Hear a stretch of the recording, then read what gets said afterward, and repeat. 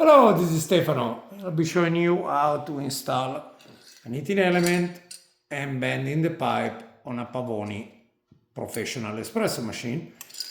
I already have a video, but it was a lot longer and I've been asked to do a shorter one. So the first thing I like to do is to position the heating element to the matching holes on the flange. For example, this is an older machine, but like such. Then start to position the screws to hold it in place. As you notice, I placed already the O-ring of the heating element.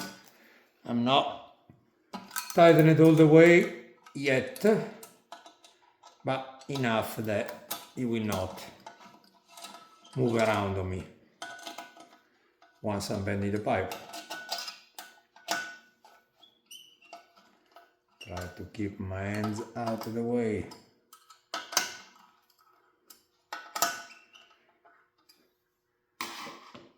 At this point in time, I attach the pressurestat just because it gives you a little more to grab. And you can use any round tool to start to do initial bending. The copper pipe is a lot softer than the other one, than the white brass one.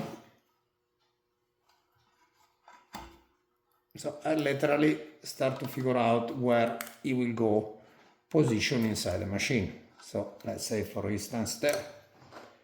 You can use anything that you have around, a wooden dowel, copper pipe, literally anything that you can fit in that space, and start to slowly bend. What is important is that you don't kink.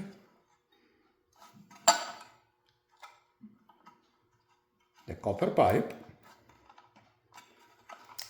Just do it slow. And what you need to be aware of is that you need to be below the base. The pressurestat is, of course, only position, is not tight yet, so then it can be moved a little bit for the adjustment. And again, stay below the base level. Make sure the pipe is not kink. Push down a little more, so you're again clearing that. And that's the way it gets done. Based on the position, of course, you can shape it and position in different way. Thank you for watching.